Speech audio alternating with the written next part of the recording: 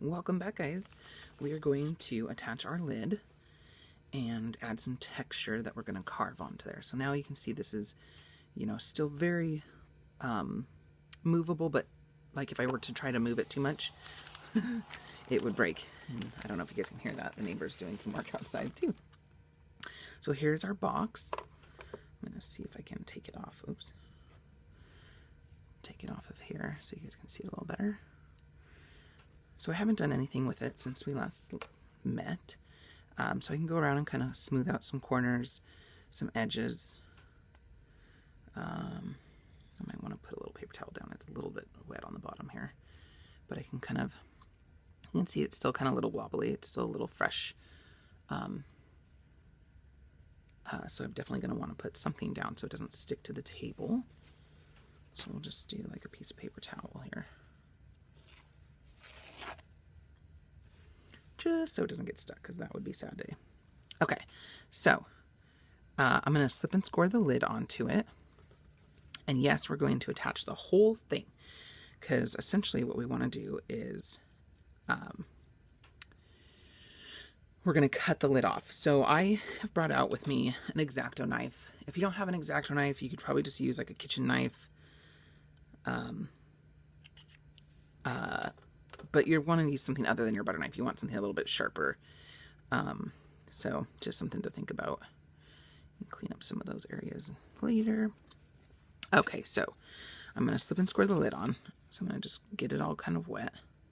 My sponge has been just soaking in the water, so it's just a little wet. I also brought out a paintbrush to help me clean up some inside edges if I need, because my fingernails or my fingers can't get quite in there.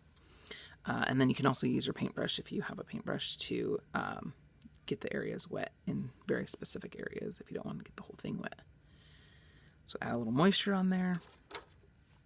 We're going to take our slip and scoring tool, whatever that may be for you guys, and you're going to score that up. Make sure 2 different directions. Oh man, careful. Oh, Nelly.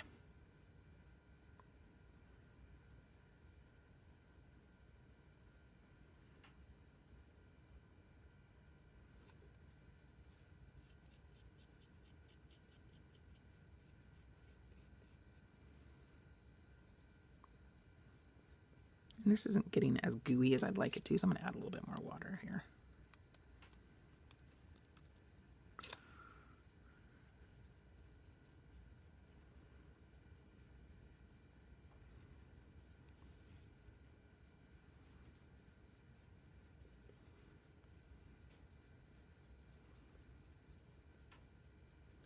Nice and goopy.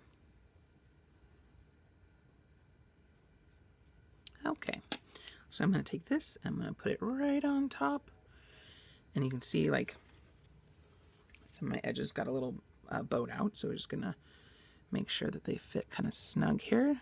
We can just bring some in if we need to.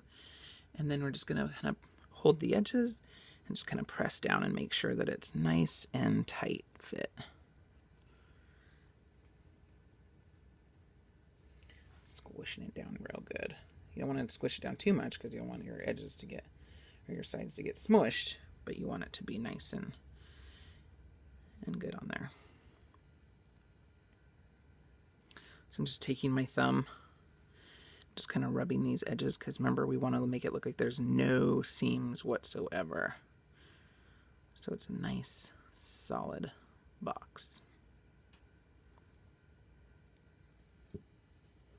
And this is a good time to go and clean up any marks that you don't want showing. Go down the edge. I'm just taking the back of my thumbnail or my fingernail and just kind of smushing them together, making sure I don't want to mess up any of my texture that I want.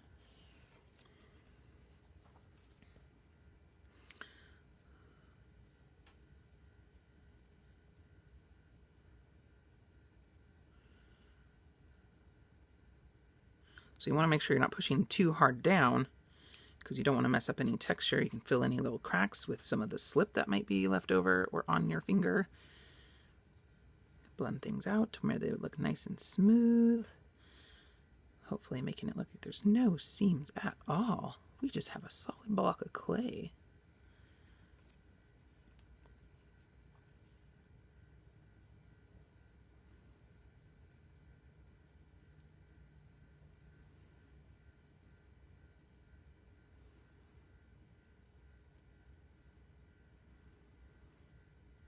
I feel like I should have some like background music going on here, like elevator music.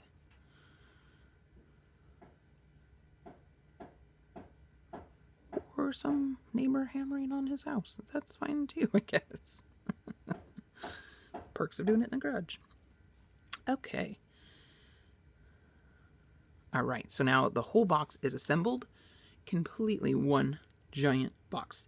So now this is where I could decide, I could change my mind about, which one is the side and which one's the top, because now it's one solid box, right? So this is originally the bottom, but maybe I wanted to make it top, or maybe I want this to be the top and these to be the sides. I think I like it like this.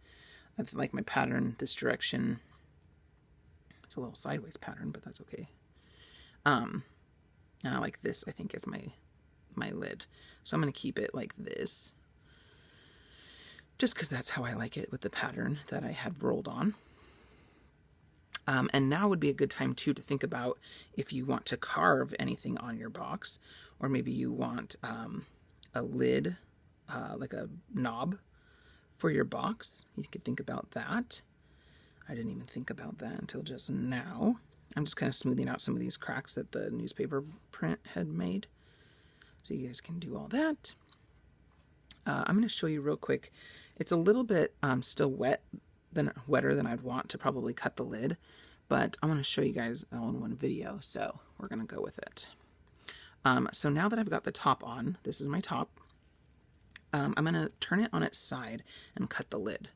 And the reason why we're going to do it on its side is just because it's easier, like, it'd be like holding a pencil, right? It's like cutting like this. If I were to do it like this, then it's going to be like awkward. So we're going to turn it on its side. And I'm going to do the pattern side first, just start with that. So that way I can see like where kind of I want my design. And you could make it go straight. You can make it go curvy. You could go with the design a little bit. You could do a mixture of two. So I think I'm going to do a little bit of a mixture of two. I'm going to follow a little bit like this design here, I think. You don't want to cut right on the seam of where your clay attached to itself, because it's a weak spot already. So we want to not create a more of a weak spot. So we're going to go in at a 45-degree angle, just like if you were holding a pencil, like at a 45-degree angle. The reason for this is we want to create a shelf, essentially, for the lid to sit on. So we're just going to start at the corner here, and I'm just going to go at an angle, and I'm going to do kind of a archy kind of pattern here.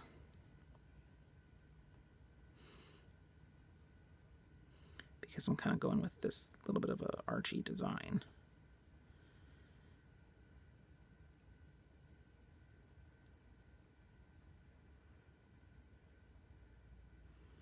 And then when I get to the corner, I just want to make sure that I round the corner. And then on this side, I'm going to do something a little bit different. I think I'm just going to do a straight edge on this side, just for fun.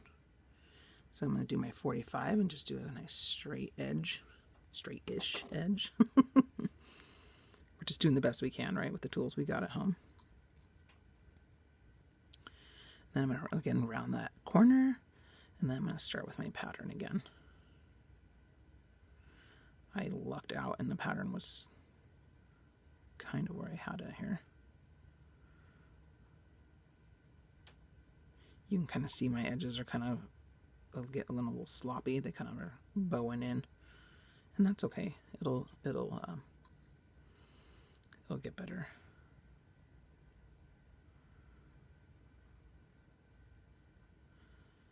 We'll go to this corner, and because I did all these little jagged edges, like it might not just pop off for me, like I might have to work at it a little bit. So this side, I got to make sure that it lines up with the other side. So that looks like it's going to line up pretty good. Make sure I round that corner, and then make a straight cut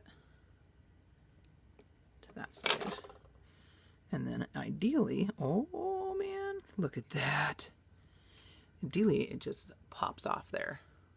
Magic. And you guys can see how it has like that edge that now is going to just fit in there nicely.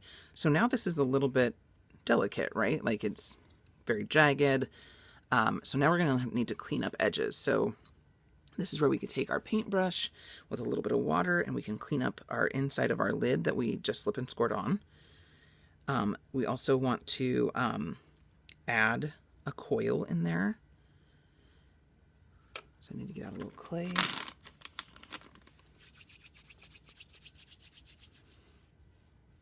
And add a little coil.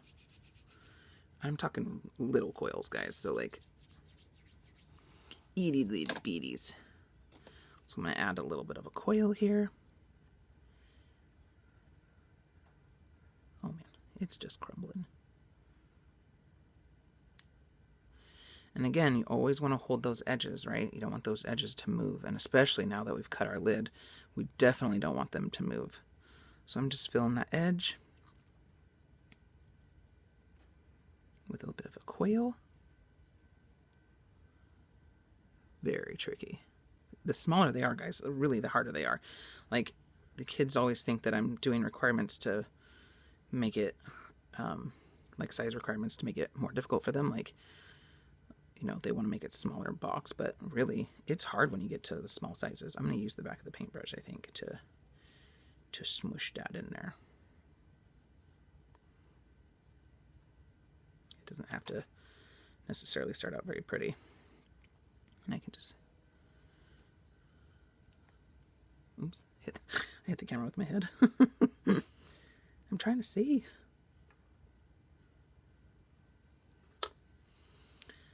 I don't want to move my lid too much because I want to make sure I remember which direction it goes on my pot.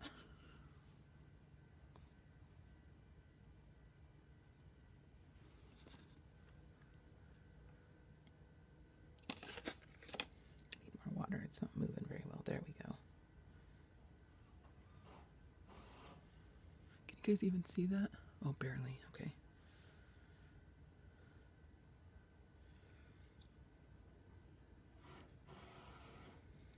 So you guys can see I'm just filling the corners just like we did with the other one. Make sure you don't damage the edges. Edges are very important to stay the same because they are going to match perfectly with this side. So you got to be very careful. So I'm just going to kind of go around and clean up any of those little boogers.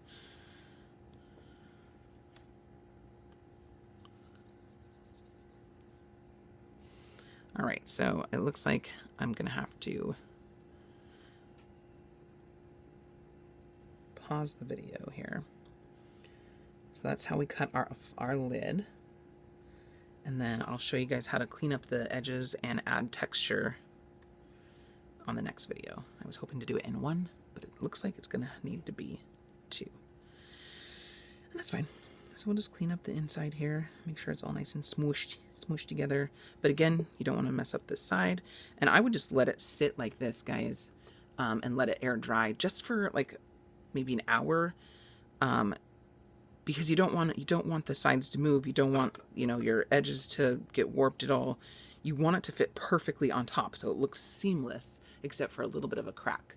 So we're going to come back to this, and I'm going to show you how to clean up the edges real nice, and then add some carved texture in case that's what you want to do. You don't have to add both.